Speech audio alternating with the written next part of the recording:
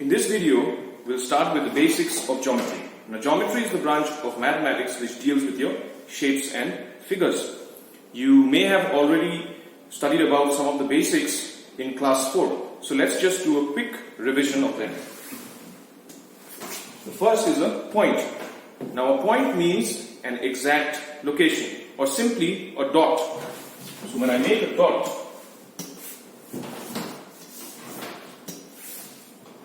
that's a point, and you can name the point with capital letters. So this is point A. I can make another dot and name it as point B. Okay, so point is nothing but a simple dot which shows an exact location. Where is something? So that's the point. Next is a line. Now a line can be thought of as a series of dots like this, and which we can represent as like this. So this is a line. Now a line, it does not have a starting point and it does not have an end point. So it keeps on going on and on both ends. So to represent that, we use arrows. So what these two arrows show is that the line can be extended as much as you want. It does not have a starting point and it also does not have an ending point. Now lines can be named by choosing any 2 points and naming those points. Okay, so we can write this line as AB, line AB, and you'll have to put a small line on top of it with 2 arrows. Let's say this is another line. Okay, make the arrows to show that the line can be extended as much as we want. Then take 2 points on the line, any 2 points, name them, name those 2 points by using capital letters P, Q. So to write the name of this line, we can write this is line PQ and make the small line on top with the arrows.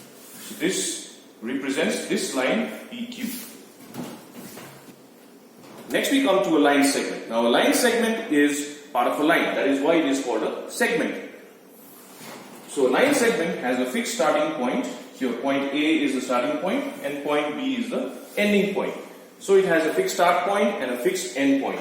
And it has a fixed length. Okay, the distance between A and B. How far is A from B? That is the length. And we can use a ruler to measure that. Okay, so just take your ruler and put the 0 mark at the start point, and then you start counting.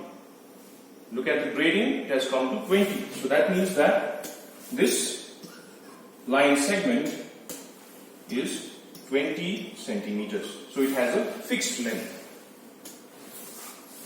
So how to measure a line segment? I've already shown you. There are 2 line segments here as well. Let's just name them. Let this be line segment AB. Let this be line segment PQ. Now let's use our ruler to measure these line segments. So take your ruler, place the 0 mark on your ruler at the starting point, that is A, and measure it. So this comes to, I don't know if it's very visible, but this comes to 14 here. So that means that this line segment is 14 centimeters. Next, take your ruler, okay, the 0 at P, and then measure the length. So this is coming to 13 centimeters. So this is how you use a ruler to measure a line segment. Next, to draw a line segment. Suppose the question is draw a line segment of 8 centimeters. So this is pretty easy. So make a point and name it. Let's say A. Then take your ruler put the 0 mark at point A. So draw a line from A till you get 8 on your ruler. So after you do that, name the end point as B, let's say,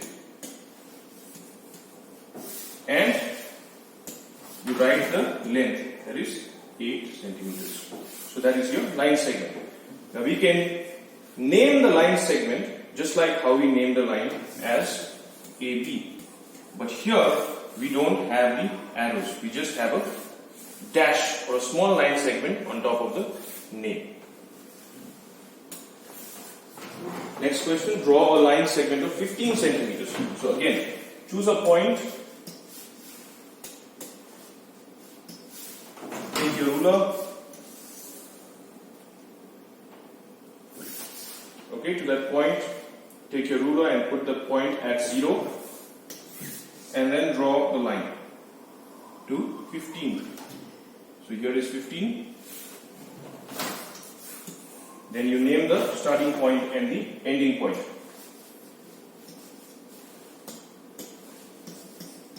AB. Then write the length, that is 15 centimeters. And then if you want to name it, you can write AB and then put a dash with no arrows. So that was your line segment.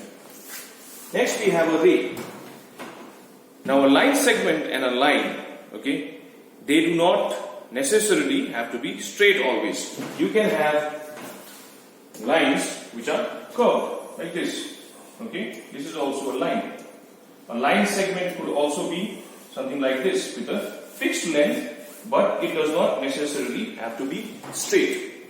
Now a ray is always straight. Okay, so the ray has a fixed starting point and then it can be extended only in one direction. So only one arrow. This is the starting point, okay, but it can be extended only in one direction and it has to be straight. So that is what a ray is. Next we come to a plane. Now a plane is described as a flat surface, like this smart board here for example, or the wall in your room, or your TV, okay, or one of the pages of your book. So that is a plane. So when I draw anything on a plane, or I put a dot, that this dot is on this plane, that is the smartboard. If I draw a line, this line or line segment is on this plane, which is the smartboard. Next, angles.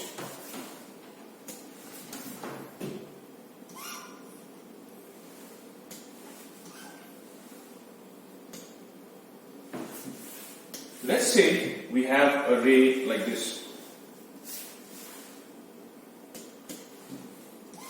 Okay, ray, let's say OA. And we have another ray starting from O again and going in another direction. Let's say OB. Now when these two rays, they meet at this point, they form what is called an angle here. Okay? So this point where the two rays, they meet each other, that is called your vertex. And the two rays, okay, are called arms.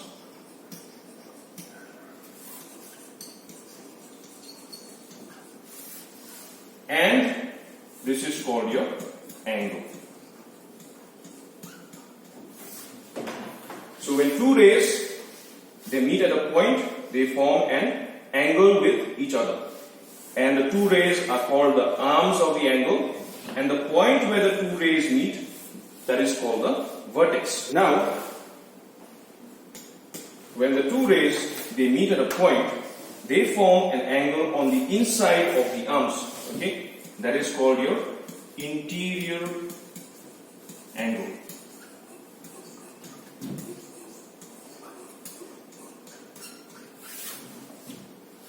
and they also form an angle on the outside here.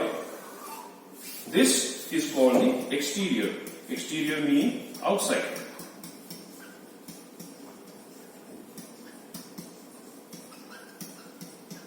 So remember, when two rays they meet each other, they form two angles. One on the inside or interior of the arm is called the interior angle, and one on the outside, that is called the exterior angle.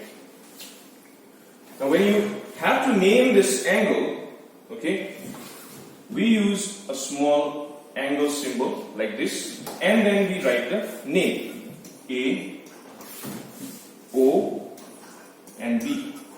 It can also be written as B, O, A.